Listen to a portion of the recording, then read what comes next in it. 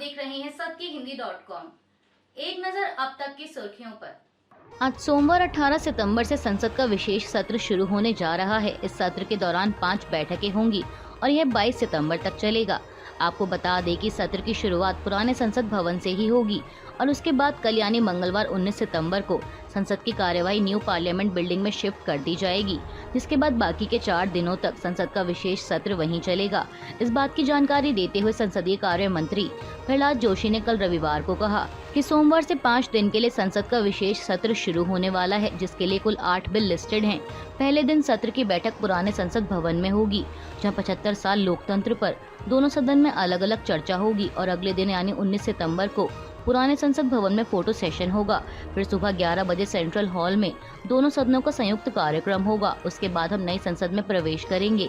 19 सितंबर को नए संसद भवन में विशेष सत्र की बैठक होगी और 20 सितंबर से नियमित संसदीय कामकाज शुरू होगा। सूत्रों के अनुसार प्रधानमंत्री मोदी लोकसभा में और केंद्रीय मंत्री पीयूष गोयल राज्यसभा में चर्चा की शुरुआत कर सकते हैं।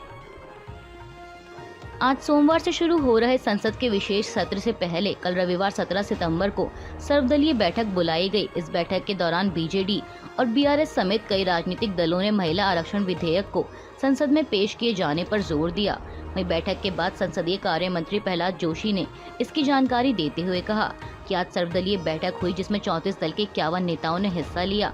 सबसे पहले कश्मीर में जो सैनिक शहीद हुए हैं उनको सबने मिलकर श्रद्धांजलि दी।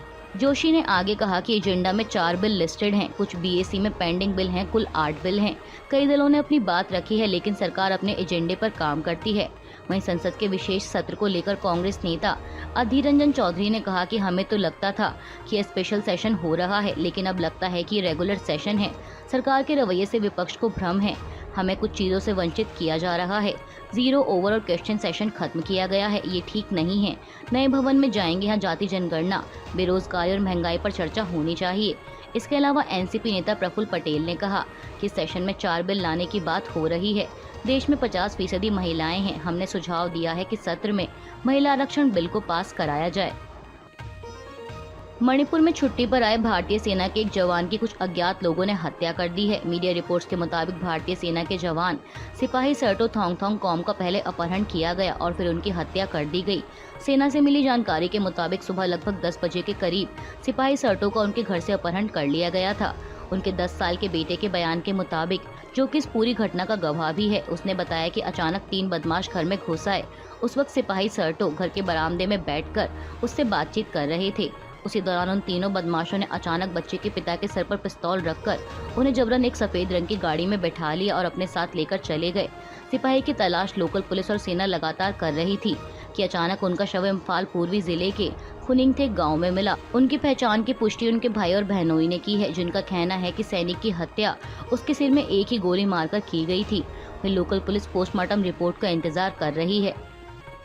तेलंगाना में हुई कांग्रेस की 2 दिवसीय वर्किंग कमेटी की बैठक के बाद कल 17 सितंबर को पार्टी की ओर से एक सार्वजनिक रैली की गई। इस रैली में कांग्रेस अध्यक्ष मल्लिकार्जुन खड़गे, पूर्व अध्यक्ष सोनिया गांधी और राहुल गांधी के अलावा प्रदेश कांग्रेस कमेटी के अध्यक्ष भी शामिल हुए।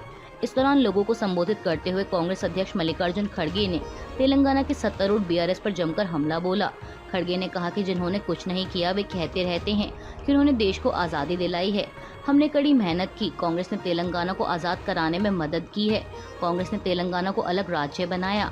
बीजेपी पर निशाना साधते हुए उन्होंने आगे कहा कि ये लोग कह रहे हैं कि मैंने किया और इसे दुनिया भर में प्रचारित कर रहे हैं। एक तरफ मोदी, वहीं दूसरी तरफ केसीआर। ये दोनों अंदर से मिले हैं और बाहर से दिखने में अलग हैं।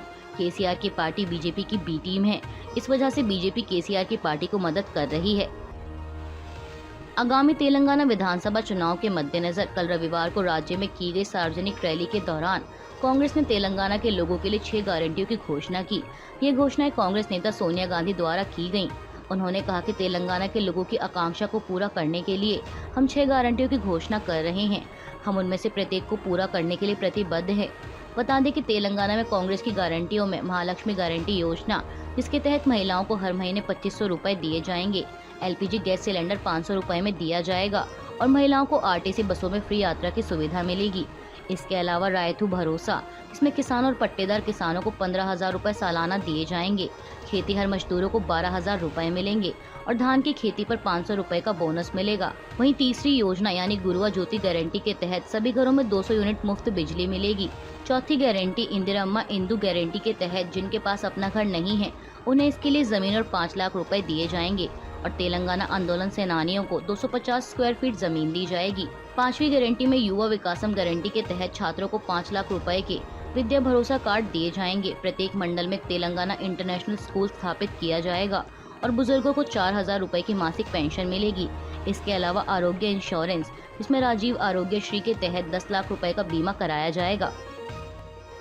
झारखंड के मुख्यमंत्री हेमंत सोरेन ने ईडी के समन को चुनौती देते हुए कल रविवार 17 सितंबर को सुप्रीम कोर्ट में एक और अर्जी दाखिल की है। दरअसल ईडी ने रांची में भूमि पार्सल की धोखाधड़ी की बिक्री से जुड़े मनी लॉन्ड्रिंग मामले की जांच के संबंध में सोरेन को पूछताछ के लिए 23 सितंबर को उपस्थित होने के लिए समन जारी किया, जिसे लेकर हेमंत सोरेन ने सुप्रीम कोर्ट का दरवाजा खटखटाया है। मुख्यमंत्री ने अर्जी में आरोप लगाया है कि ईडी ने सुप्रीम कोर्ट में कानूनी चुनौती के बावजूद समन जारी करना जारी रखा है। उन्होंने नए समन पर रोक लगाने और उसे रद्द करने की मांग करते हुए अर्जी में कहा है कि उन्हें अपमानित करने, डराने, धमकाने के लिए बार बार किए गए समन राजनीति से प्रेरित हैं। सोरेन के अनुसार ये समन अपमानजनक, अनुचित और अवैध होने के अलावा किसी राज्य के मुख्यमंत्री के उच्च पद को कमजोर करने के लिए हैं। समन में कथित तौर पर उन्हें झारखंड के मुख्यमंत्री के रूप में संबोधित किया गया है, न कि व्यक्तिगत क्षमता में। अब सुप्रीम कोर्ट आज सोमवार 18 सितंबर को मामले की सुनवाई करेगा। गौरतलब है कि मुख्यमंत्री ने पिछले महीने जांच एजेंसी से कहा था कि वह उनके खिलाफ समन वापस ले लें, नहीं तो वह कानूनी कार्रवाई करेंगे। भारत 8वीं बार एशिया कप का चैंपियन बना है। जी हां, कल रविवार को खेले गए एशिया कप के फाइनल में टीम इंडिया ने श्रीलंका को 10 विकेट से रौंदकर खिताब अपने नाम कर लिया। इस फाइनल मैच में मोहम्मद सिराज की सनसनीखेज गेंदबाजी से भारत ने श्रीलंका को महज 50 रनों पर ही ऑल आउट कर दिया। बता दें कि श्रीलंका ने टॉस जीतकर पहले बल्लेबाजी करने का फैसला किया था, लेकिन श्रीलंका की टीम अपने वनडे इतिहास के दूसरे सबसे कम स्कोर पर ही सिमट कर रह गई। वहीं इस टारगेट को हासिल करने के लिए भारत को केवल औपचारिकता भर ही निभानी थी और भारतीय टीम ने 6.2 ओवर में ही इस लक्ष्य को हासिल कर लिया। अभी के लिए बस इतना ही। बाकी की खबरों के लिए जुड़े रहिए सत्यहिंदी.com के साथ।